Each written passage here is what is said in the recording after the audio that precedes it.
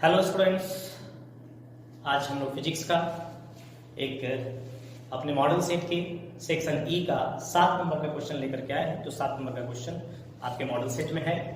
उम्मीद करते हैं कि आप इसको सीखिए और अगर एग्जाम में आता है तो आप वहां जाकर के इतना कीजिए और 7 नंबर लीजिए। ठीक है, तो चलिए आज का क्लास शुरू करने से पहले, आप इतने सारे हमारे यूट्यूब पर वीडियोस हैं, हम आपके लिए इतना काम भी कर रहे हैं, मेहनत कर रहे हैं। ठीक है, क्योंकि धीरे धीरे हमारा और आपका एक अटैचमेंट बनता जा रहा है। तो प्लीज अधिक से अधिक लोगों तक इस वीडियो को पहुंचाइए, इस चैनल को पहुंचाइए। ये मेरा ही नहीं, आपका भी टारगेट होना चाहिए कि भाई इस चैनल से हमको बेनिफिट हुआ है, तो ये चैनल का नाम आगे बढ़ना चाहिए अधिक लोगों तक। अपने जूनियर्स को भी बताइए, जो 10th से 11th में जा रहे हैं उनको भी बताइए, 10th में है उनको भी बताइए, 9th में भी है उनको भी बताइए, जो लोग एंड्रॉयड फोन यूज कर रहे हैं। ठीक है ना, 9th, 10th, 11th, 12th में फिजिक्स, केमिस्ट्री, मैथ में मैं गाइड करता हूँ, तो सारे बच्चों के लिए बेनिफिशियल होगा।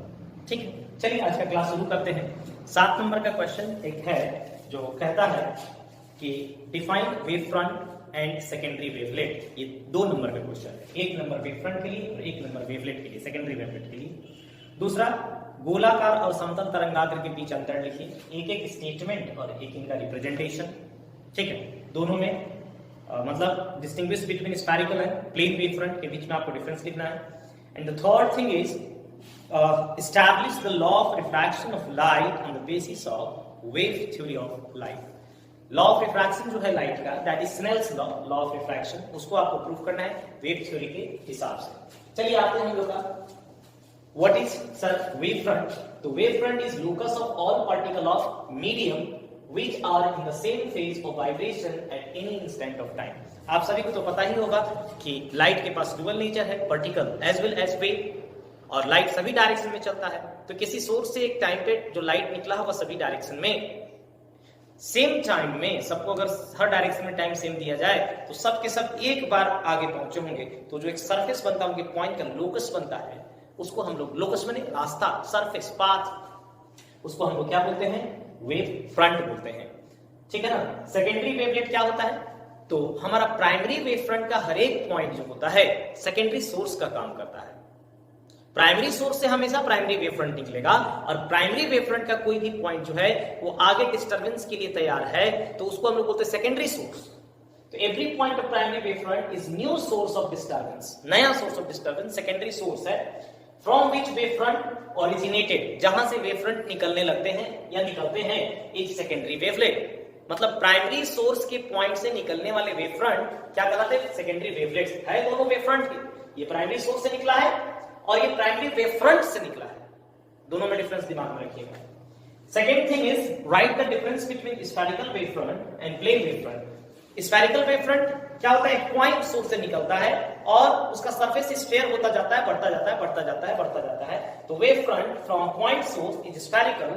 जैसे आपके घर में bulb, light bulb, spherical wave front का एक सोर्स है। सन स्फेरिकल वेव फ्रंट का एक सोर्स कह सकते हो आप, लेकिन वो हमारे लिए बहुत दूर हो जाता है, इसलिए वो हमारे लिए क्या हो जाता है, प्लेन वेव फ्रंट का सोर्स हो जाता है।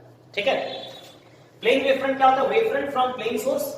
जैसे ये बोर्ड, अगर लाइट बोर्ड हम बना दें इसको, लाइट बोर्ड, लाइट निकले यहां से, तो यहां से जो निकलेगा वेव फ्रंट वो कैसा होगा, प्लेन वेव फ्रंट निकलेगा। या फिर the most important thing is wave front from plane source at a point. ठीक है ना, प्लेन सोर्स और a point, at a point हो गया, और a point source at very large distance. अगर कोई पॉइंट सोर्स है बहुत लार्ज डिस्टेंस पर, तब उससे निकलने वाले वेव फ्रंट जो होते हैं वो कैसे वेव फ्रंट होते हैं, प्लेन वेव फ्रंट। इसका एग्जांपल आप दिमाग में रखिएगा, सन। कौन है इसका एग्जांपल, सन। सन का वेव फ्रंट हम तक कैसा पहुंचता है, प्लेन वेव फ्रंट के रूप में पहुंचता है। Law of refraction on the basis of wave theory. Wave theory के बेसिस पर लॉ ऑफ रिफ्रैक्शन को लिखिए। ठीक है, तो देखिए हम लोगों ने क्या किया है, एक मीडियम ऊपर है 1 और मीडियम 2 है, ये इंटरफेस है। एक वेव्स आ रही इस तरीके से वेव, ये देखिए ये इंसिडेंट वेव फ्रंट है, इंसिडेंट वेव फ्रंट। ठीक है, ये भी इंसिडेंट वेव फ्रंट है। ए वाला पहले ही पहुंच गया होगा, जब बी वाला यहां रहा होगा, जब तक बी सी पर पहुंचा होगा ये ई तक पहुंच गया होगा, क्योंकि दोनों मीडियम में लाइट का स्पीड क्या है, अलग अलग मीडियम चेंज, लाइट का स्पीड चेंज। ठीक है, लेकिन हाँ टाइम हम कह रहे हैं कि बी से सी तक का टाइम और ए से ई तक का टाइम सेम है, तो ये डिस्टेंस कितना होगा, अगर यहाँ लाइट का स्पीड फर्स्ट मीडियम में v1 है तो v1 × t और सेकेंड मीडियम में V2 है तो AE का वैल्यू V2 into T होगा। This is angle of incidence I। अगर ये एंगल ऑफ इंसिडेंस I है तो इधर से भी ये कितना एंगल होगा, I एंगल होगा। आप चेक कर सकते हो, यहां से लेके यहां तक 90 डिग्री और इधर से भी 90 डिग्री, ये एंगल कॉमन है तो ये कितना हो जाएगा, I हो जाएगा। सिमिलरली ये एंगल क्या हो जाता है, R, और AC जो है आपका रिफ्रैक्टेड वेव फ्रंट है। चलिए, तो plane wave front AB is incident on interface at angle I angle पर आया है। और उसके बाद क्या हो रहा है, T जो है हमारा, T is the time taken by wavefront to travel distance BC। B से C तक जो डिस्टेंस चला है वो T टाइम लगा है। Thus BC is equal to V1 into T, where V1 is the speed of light in medium 1, BC V1 into T हो जाएगा। CE is refracted wavefront, CE जो है refracted wavefront है तो आप कह सकते हैं CE is equal to V2 into T हो जाएगा। यहीं पे लिख लीजिए इस जगह पर, CE बराबर कितना हो जाएगा सर, V2 into T, ठीक है, V2 into T।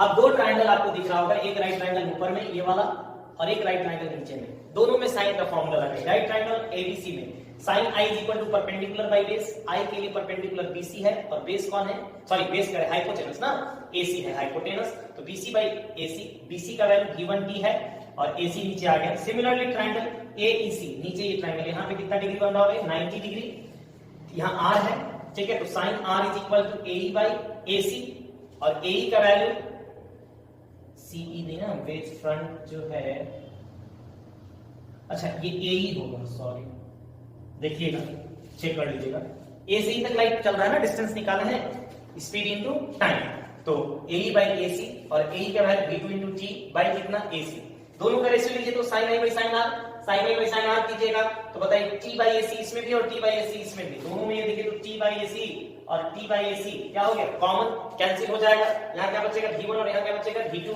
तो ये आ गया हमारा V1 by V2। Refractive index होता क्या है, तो रिफ्रैक्टिव इंडेक्स जो है speed of light in vacuum divided by speed of light in medium. तो वैक्यूम में स्पीड का लाइट का स्पीड c होता है, c by V1, और मीडियम में लाइट का स्पीड कितना होता है, सॉरी मीडियम में कितना दिया हुआ है V1, सेकंड वाले के लिए सेम हो जाएगा इनटू c by कितना हो जाएगा V2, c by V2।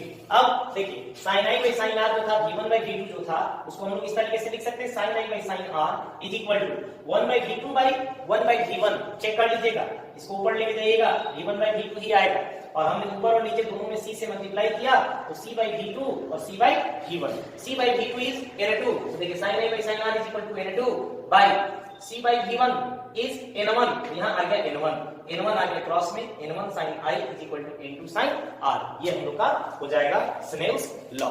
जिस मीडियम का रिफ्रैक्टिव इंडेक्स उसी मीडियम में बने एंगल का साइन का प्रोडक्ट इज इक्वल टू दूसरे मीडियम का refractive index into sine of angle formed in second medium. यही है आपका laws of refraction on the basis of wave theory.